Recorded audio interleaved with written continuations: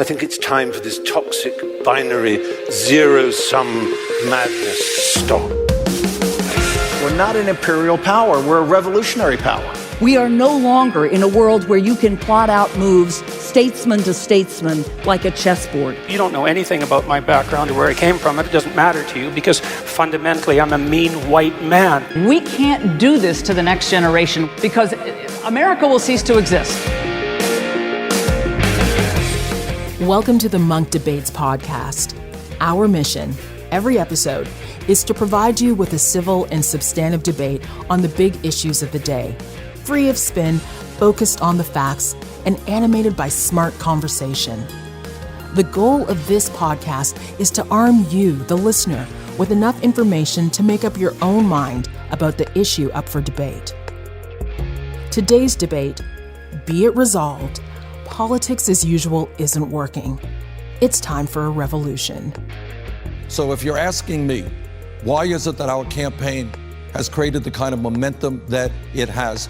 I think we are touching a nerve with the American people who understand that establishment politics is just not good enough. We need bold changes. We need a political revolution.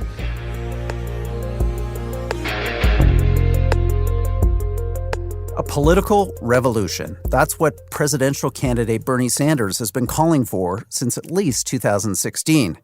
The revolt, he says, should be against rising economic inequality, a political system hijacked by elites with deep pockets, and an environment endangered by companies only concerned with profits. For more and more voters, these are all signs that politics as we know it is broken. The answer is a grassroots political revolution that sweeps away the existing order to create a more democratic, socialist future for all. Others say, not so fast. The rush to abandon long-standing principles about how our politics works is alarming at best, if not outright dangerous.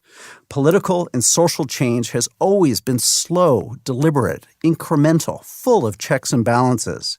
Move too fast and we risk breaking a system of self-government that has taken generations to create. On this installment of the Munk Debates podcast, we challenge the essence of these arguments by debating the motion, be it resolved, politics as usual isn't working. It's time for a revolution. Joining us to debate this topic is none other than the Pulitzer Prize-winning author and journalist Chris Hedges, arguing for the motion. His opponent today, the celebrated New York Times columnist and best-selling author David Brooks. Chris, David, welcome to the Munk Debate podcast. Thank you. Great to be here. David, let's have your opening remarks. When you concentrate power in political elites, what you do is you unleash rivers of blood. Every time this has been done, whether it's the French Revolution, the Chinese Cultural Revolution, the Russian Revolution, you put thugs in power. And once the thugs get into power, you unleash these rivers of blood because human nature is just flawed in that way. When you get unchecked power, you're going to get a sort of catastrophe. And I've covered too many of those catastrophes to want to centralize power. So I'm in favor of social change that is bottom-up, that is incremental, but which is constant. I'm sort of a cultural determinist. I think the problems of our society are at the bottom of our society in the fabric of our fragmentation and our distrust. So if you ask people, do you trust your institutions? Only 20% do. Do you trust your neighbors? Only 30% do.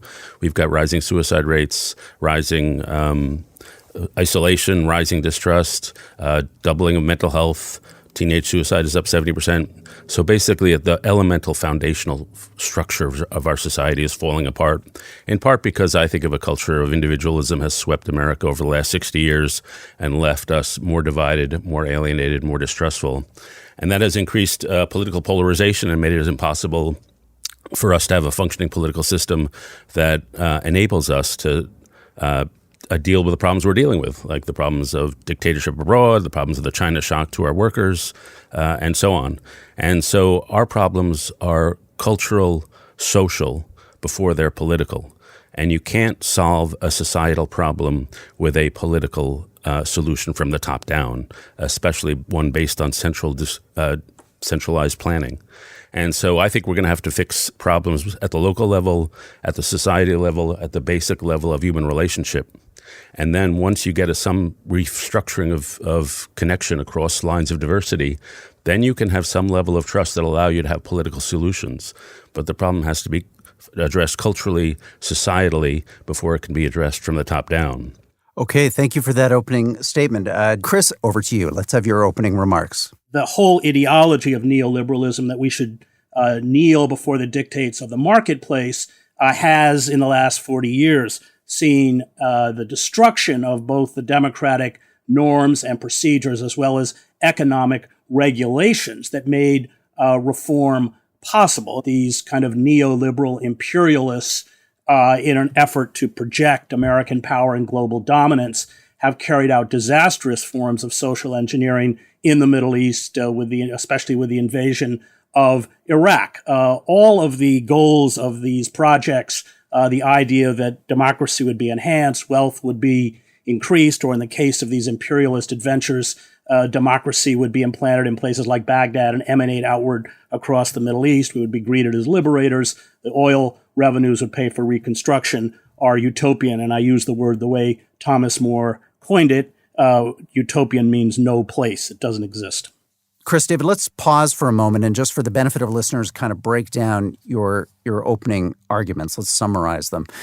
Chris, you're putting forward the idea that the real revolution that's gone on in the last 25, 30 years is a revolution of neoliberalism that's broken the bonds of society, that's impoverished American workers, and that has degraded our politics. And that in response to this, we need a bottom-up revolution, a return of power to the people through the people. David, you're skeptical about this. You think that revolutions historically have had a troubled history, a so-called river of blood that flows in the power vacuum left behind when the old order falls and a new revolutionary order is created. You're much more optimistic that, in fact, you can rebuild within the capitalist democratic system communities from the bottom up through hard work, through community effort. Okay, with that summation for our listeners, let's have you both now kind of rebut each other and get this debate underway. Well, I would argue we centralized power in the hands of corporations. There is no way to vote against the interests of Goldman Sachs. That's the problem. And that power should be diffuse and shared.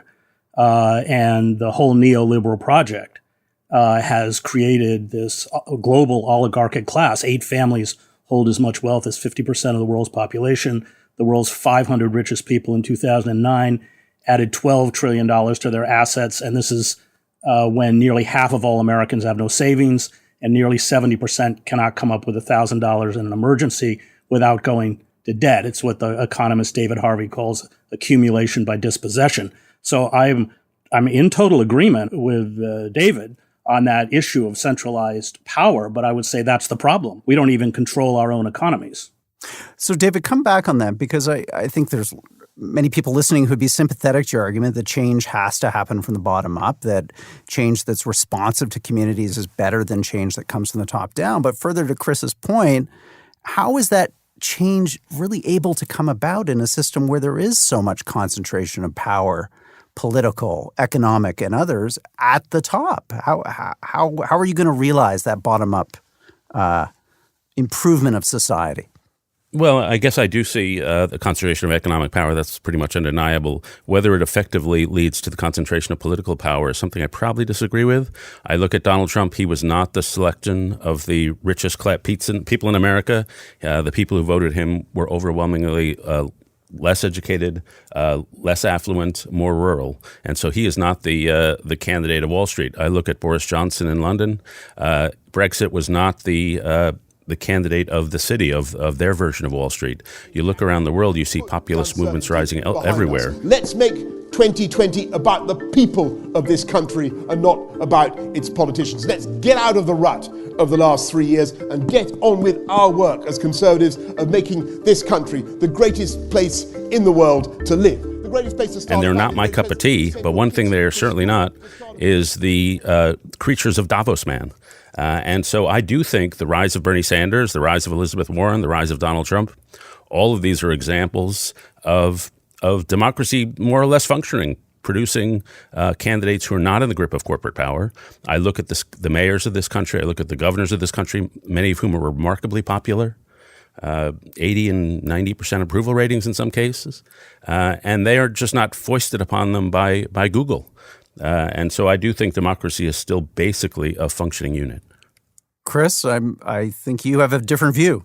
We live in a failed democracy, and this has been a bipartisan failure. Neoliberalism runs rampant within both parties. In fact, Clinton was one of the main architects of neoliberal policies with NAFTA, deindustrialization, destroying the welfare system.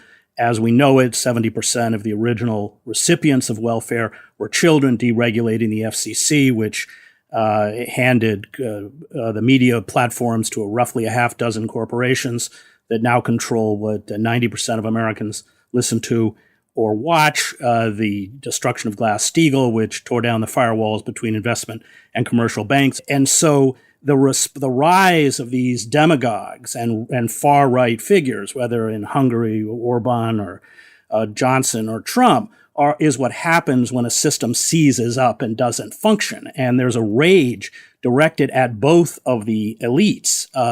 The idea that Trump is not serving corporate power just is not borne out by the facts. In terms of the tax cuts, in terms of the destruction of regulations, he's an embarrassment to the empire because he's vulgar, crude, inept, habitual liar. But I can assure you that should Sanders or Warren be the nominee, Wall Street and the rest of the oligarchic class will hold their nose and support him. And I think that we have seen neoliberal assaults now, rendering half of this country into poverty or near poverty, with all of the attendant problems that disenfranchisement causes, that people then retreat into self-destructive acts. That's the opioid crisis, addictions of gambling, alcoholism. David mentioned suicide, which is highest among white middle-class men. And that, as sociologists, I think, have pointed out, is what happens when a society tears apart that social fabric and destroys those social bonds. So what David is referring to is the are the consequences, are the symptoms, but not the cause. You're listening to the Munk Debates podcast. Be it resolved, politics as usual isn't working. It's time for a revolution. If you like this podcast, make sure to check out our other episodes, including debates on everything from impeachment to social media to Iran. All free to download or stream on our website, monkdebates.com. We rejoin the debate with David Brooks arguing against the motion, be it resolved, politics as usual isn't working. It's time for a revolution. So I have something called Weave the Social Fabric Project, a project I spend 8 hours a day on. And what we do is we go around the country meeting weavers, people who are reweaving the social fabric, community after community, fighting homelessness, fighting poverty, fighting suicide. And they are rebuilding the social fabric from the bottom up. And I think they are the real heroes. They are the real change makers. And when I look at successful social change has come, and I'll cite Robert Putnam of Harvard, he looked at the progressive era. And the 1890s were a period sort of like our own. You had a big economic transition. You had high inequality. You had great migration. You had technological change and corrupt politics. And so the change, Putnam argues, came in three forms. First, there was a cultural revolution. Social gospel movement replaced social Darwinism. A highly individualistic ethos was replaced by a highly communal ethos. Second, you had a civic revival. You had the creation of all sorts of organizations, the Boys and Girls Scouts, the Boys and Girls Clubs, the temperance movement, the settlement house movement, et cetera, from the ground up. And then eventually those people got together and created a political movement, the progressive movement. So went cultural, civic, and then political. And that's the kind of model of reform that I'd like to see. I'd just like to refocus the debate on what we're actually debating, which is on radical change. And the radical change has to be led by someone. And what this resolution is doing is saying this is our first step. Our first step is to define the problem and define the scope of the solution. And so we're here to say that small, incremental policy solutions are not enough. They can be part of a solution, but they are not the solution unto itself. Usually there's a cultural revolutionary vanguard. In the case of the Green New Deal, it's the creation of hundreds of thousands and millions of new federal workers basically taking over large industries. And that is the phenomenal concentration of power in the political elite. I just don't have that much faith in the political elite, A, to see the world and understand the world in all its complexity, and B, to not be corrupted by the power that they would have under something like the Green New Deal. This is interesting that you both, in a sense, agree with the profound problems affecting society in terms of the reality that people face in their day-to-day lives. But what I want to shift now is a bit more to your thoughts on the prescriptive response. Chris, could you give us a sense of what is the policy prescription? David has talked about, supporting these community weavers at the kind of micro level and trusting in their kind of civic energy and activism to renew eventually political life. How do you see effective change happening? What is the revolutionary moment? Well, let's go back to the era that David referenced, the progressive era on the eve of World War I, when you had powerful socialist movements and unions. It is creating union activity, popular organizations, dissident socialist political movements like the Progressive Party, like Deb's Socialist Party, that push back against the centers of power. Change comes by creating popular movements that put pressure on the centers of power, that make the centers of power fearful. I'm not advocating any kind of Marxist, socialist planning, which I am as wary of as David. I am actually calling for a re-empowerment of the citizenry through these organized movements to hold power in check.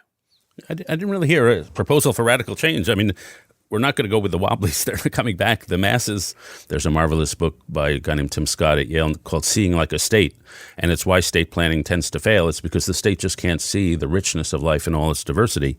And frankly, both the progressives and certainly the communists suffered from this. And, I covered the Soviet Union. It truly was an evil empire because it was taken over by the mafioso, and they ruled with cruelty and viciousness. And so I don't see an alternative. I support unions. I think there should be greater worker representation. But change happens through legislation. And you have to work through the institutions of political parties and then finally the U.S. Congress. And when you work through those institutions, you find that a lot of people don't agree with you. And a lot of people don't agree with Bernie Sanders. A lot of people don't agree with Donald Trump. And if you want to get anything done, you have to think in terms of coalitions. And you have to think in terms of compromise. You have to think in terms of politics. There's not going to be a mass march on Washington that will magically eliminate the other 42% of the country. And there's not going to be a mass march on Washington that's suddenly going to put away the need for deal making in the House and the Senate. And that's the way we've done social change. And to me, it's restoring that tradition of social change, that tradition of politics. That's what we need to do, not upsetting what I think is one of the best political systems in the world. I don't think the system functions. The lobbyists in K Street are the ones who write the legislation. We live in a system of legalized bribery. Hillary Clinton, spent $1 billion in order to run for president. When you look at the fraud and the criminal activity on the part of the financial ruling elites, the kind of bottomless greed. The fact is these people, there is no oversight, there is no control. When you have unfettered, unregulated capitalism, when everything becomes a commodity, human beings become a commodity, the natural world becomes a commodity, we haven't spoken about the climate emergency, then everything is exploited until exhaustion or collapse. You first, in this system, create a mafia economy, and then you create a mafia state, and that's what's happened. What is the radical change you want to see? I'm not sure I've still heard an answer to that question. We've heard a litany of critique, and I accept some and don't accept others, but what's the actual revolution look like? By rebuilding movements that carry out acts of sustained civil disobedience. Standing Rock would be an example. We stand with Standing Rock! The Occupy movement. The First Nations movements against the pipeline in Canada. The Quebec student movement. what we're seeing in Hong Kong. We're not just seeing in Hong Kong, Lebanon, Chile, all around the world. We have seen the kind of death grip that these global financiers have and popular uprisings. Now, you mentioned earlier about revolutions that end in blood, and you're exactly right that as soon as a revolutionary movement adopts violence, then the end result is, and history has borne this out, is often worse than what was there previously, and that's why these movements have to be nonviolent. But what happens as society breaks down is that, and the frustrations mount, is that those of us who remain wedded to nonviolence, become the detested and despised moderates. Yeah, I would say that there are two kinds of revolutionary movements here. The first is the Occupy, which had no structural authority, no institution, no hierarchy, and no organization, and utterly petered out because it didn't actually have a revolutionary method. The other kind of movement we're seeing here is Hong Kong. And what's, to me, magical about Hong Kong is the same thing as that we both saw in Central and Eastern Europe in the 90s, in the early 90s, is that it's very much in favor of liberal procedures. The protesters in Hong Kong, I was there talking to them, they very much support the idea of rule of law, rule of democratic law. They're defending their own existing constitution.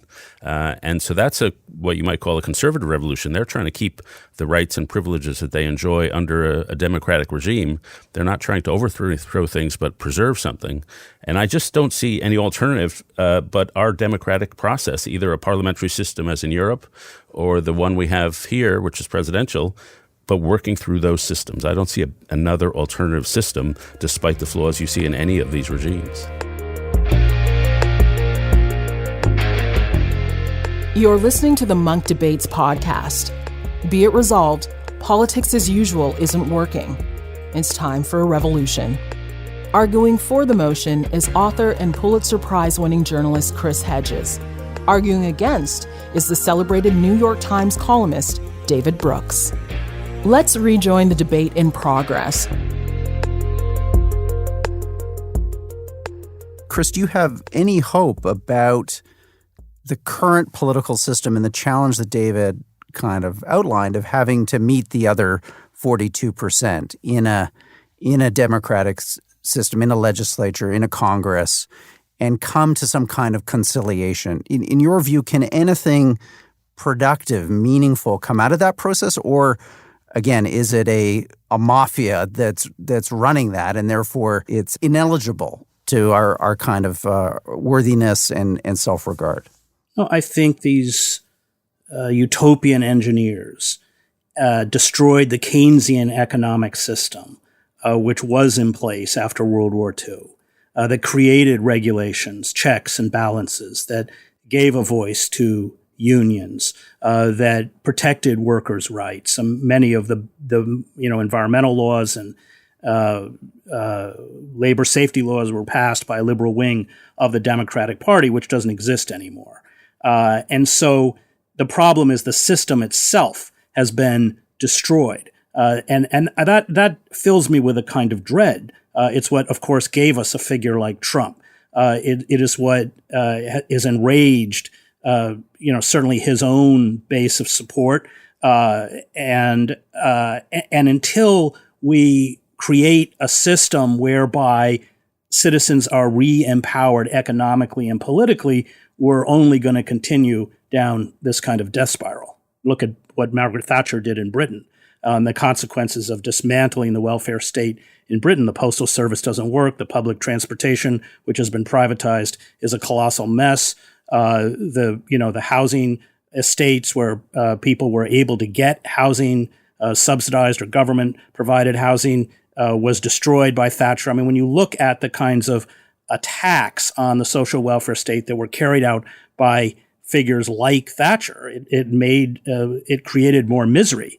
It did not in any way enhance the social welfare state, which is precisely how you end up with a figure like Boris Johnson. I wonder if we could transition to the political moment that America is in right now, David, and talk a little bit about how you see this debate between kind of reform and incrementalist constituency within the Democratic Party versus something that's new to our politics, which is a more kind of revolutionary, politically ambitious clique within the Democratic Party that is pushing for much greater social change than its leaders have traditionally articulated. The media and many political pundits have labels they place on Senator Bernie and myself. And sometimes we get the same titles. And one that they like to use is radical. Well, here's the truth. If believing that 500,000 Americans should not be forced into medical bankruptcy every single year is radical, then we're proud to be radical. What do you think's driving that, and do you think it's going to lead to a positive political outcome? Yeah, well, I was at a meeting of Obama and Clinton and some George H.W. Bush administration officials, and one of them said, we used to define the debate left to right. Now we're sort of irrelevant to the debate. And so if you're in the Obama administration or Clinton administration, you feel the Democratic Party's gone way further left than you, and in the Bush administration, Trump has certainly taken it, I don't know if it's further right, but it's further populist. And so we have seen just this widening of the aperture of American politics. And I think that's in part because we've become such a distrustful society, such a tribal society, that people do what their evolutionary roots tell them to do when the social fabric is decaying around them.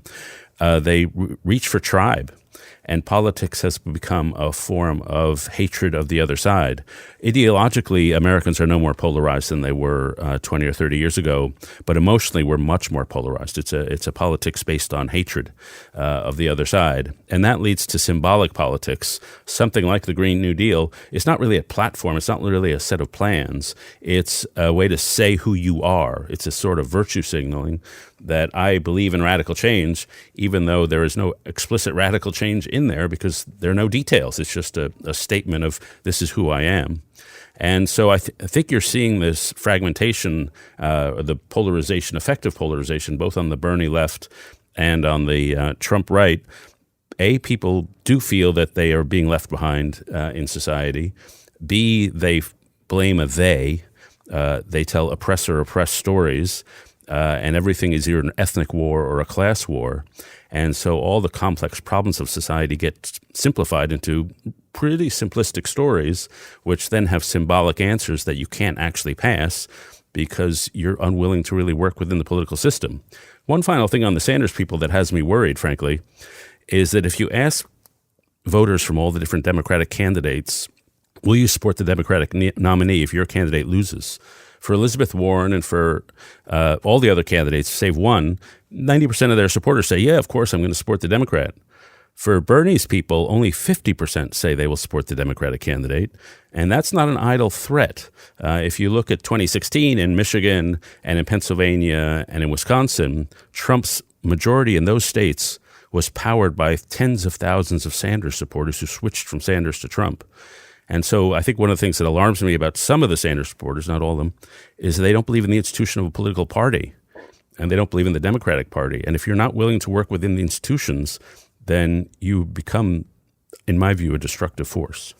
Well, because the Democratic Party betrayed them. So in the last book I wrote, America, the Farewell Tour, I write a chapter out of Anderson, Indiana, which used to be the center of GM production. All those GM factories, courtesy of the Democratic Party, Bill Clinton, and NAFTA, are now in Monterrey, Mexico, where workers make $3 an hour. They didn't just leave the plants idle. They ripped them down, and the city is filled with gigantic, empty, weed-choked lots. The stores are boarded up. The churches are boarded up. The opioid crisis is an epidemic. Suicide is an epidemic. So the old UAW workers who had lost their benefits, their union $25 an hour union jobs, their pension plans and everything else, did support Sanders, but they weren't going to vote for Hillary Clinton because it was the Democratic Party and the lies the Democratic Party told them that created the economic misery that they now live in. And yes, Trump lies like he breathes, but let's not forget that Clinton and the Democratic Party, through this kind of deindustrialization and offshoring and deregulation and neoliberalism, lied in ways that were far more damaging to American workers than anything Trump has said. David, do you have a thought as to how the Democratic Party can bring these groups, these Sanders voters that you have identified as being somehow fundamentally alienated, back into an inclination, a desire to work within the system as opposed to opting for a revolution? Sure. I mean, I could draw up a list of legislature that I would support, and I think you'd get 60% of America to support. I'd start out with a big infrastructure plan. I'd start out with much more massive investment in human capital, starting from birth or pre-birth to universal daycare, universal childcare, much bigger community college program with job training. I would have wage subsidies or a movement so that you can get young men who are making $10 an hour, you bump up their earned income tax credit so they're effectively making $25 an hour, $30 an hour. They suddenly have much more stability in their life. It's much easier for them to form family lives. I'd give them movement subsidies. So if they wanted to leave a rural part of America, say that where nobody is where there's just not a lot of investment, they could have a chance to go to Houston, where there's a lot of growth and a lot of investment. And you've got to give them, say, $5,000 so they can afford to do that. There are 8 zillion policies out there that are perfectly within our system. And I will say, I think one of our differences is really how we view capitalism. Nobody can ever give capitalism 3 cheers because it does involve this sort of creative destruction that Chris talks about. When the railroad industry used to employ millions and millions of people, and very quickly it lost all that. But people learned to adapt and went into new industries. And the question is, why aren't we being able to adapt? I think that's in part because of the movement to an information age economy. It's in part just to the fragmentation of the social worlds of people, so they're just disempowered and they can't make the adjustments you would have to make. And so there are plenty of ways within our system to do that.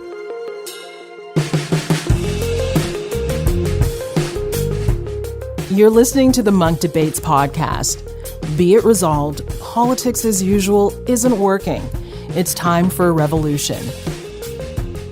If you like this podcast, make sure to check out our other episodes, including debates on everything from impeachment to social media to Iran. All free to download or stream on our website, monkdebates.com. Let's rejoin the debate in progress. Before we go to closing statements, I just want to touch on one final aspect of this debate, because it's special to have you both here. You're a Presbyterian minister, Chris. David, you've had your own religious and spiritual journey. Maybe to you, David, first, what does religion say at all about this debate between incremental versus, step change, revolutionary change? Is there something in the religious canon that you think that provides some wisdom about this question of how we should affect change in society? Yeah, well, I do learn a lot from Catholic social teaching. One of the principles of Catholic social teaching is subsidiarity, that change should happen at the lowest possible level. And I do think I go back to that it is the organizing of people on the lowest level that changes neighborhoods, then changes regions, then changes states, and then changes countries and changes worlds. And it's not purely an economic story, it's a spiritual story. And I do think people feel spiritually unled, spiritually in crisis.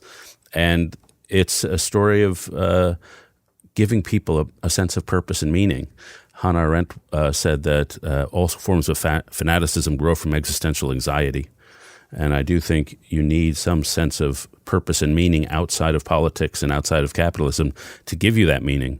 And to me, churches, synagogues, and mosques have always been a necessary ballast to the meritocracy and to capitalism, because capitalism and the state are both based on the model of the selfish individual, either vying for power or vying for money. But we have an altruistic side of our nature, a relational side of our nature, and a social side of our nature, which has to stand as balance against those things. And faith communities are the places where the relational side of our natures get best expressed and get best cultivated. Thank you. There's a very thoughtful interjection, David. Chris, what's your feeling on this and the extent to which you look to religion and scripture?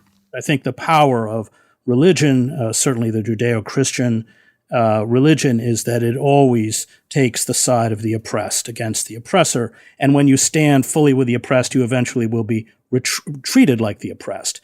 And that means embracing social movements that defy the ruling elites, defy the capitalist oligarchy on behalf of the oppressed. There is a public and a private expression of faith, and to retreat into that private, how is it with me kind of spirituality, which is really narcissism, and sever yourself from the public demands of faith is to bastardize faith for me. Well, let's move to closing statements now. I'm going to put 2 minutes on the clock for each of you. David, I'm going to have you go first if you want to respond to what Chris just said or sum up some of the key points that you think need to be made as we close out this debate. I think our two differences here are first on capitalism, neoliberalism, I'm happy to call it, and second on the alternatives to it.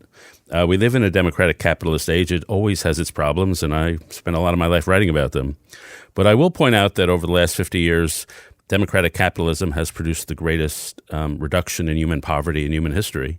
It has lifted hundreds of millions and billions of people out of poverty, and that was a pure product of capitalism. It has created problems, especially in the American working class, because they now find themselves competing against middle classes in China and Mexico and elsewhere. And we underreacted to the China shock and emptied out more of middle America than we needed to. And so that was a genuine problem. But it comes at a time when wealth is being created, innovation is being created, the unemployment rate is historically low, wages at the bottom of our society are rising faster than wages at the top of our society. And you have inequality, but it's inequality not within firms, it's between firms. It's inequality between Google and AOL. It's inequality between extremely productive firms that are running away and unproductive capitalist firms. That's not capitalist oligarchy, that's competition. And the second and the point I'll end on is just what's the alternative? I just ask that again and again. Democratic capitalism has its flaws, and we'd all like to change it.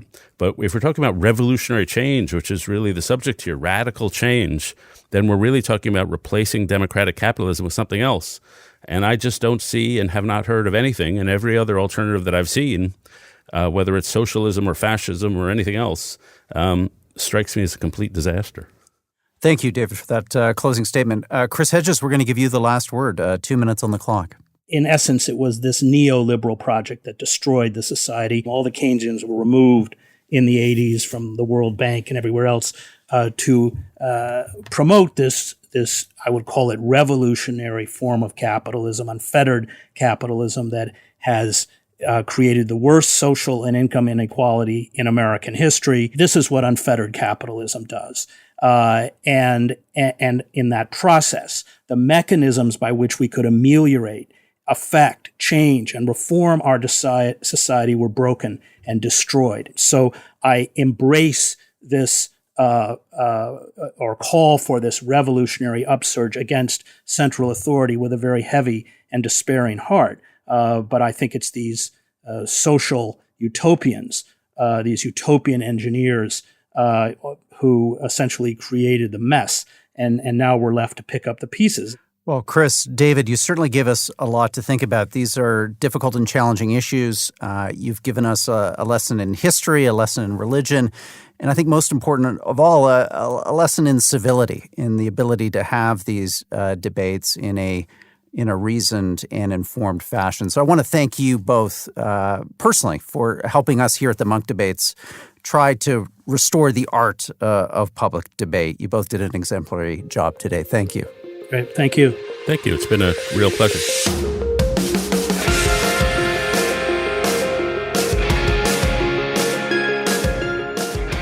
That wraps up today's debate. I want to thank our participants. You certainly gave us a lot to think about on a controversial and important issue.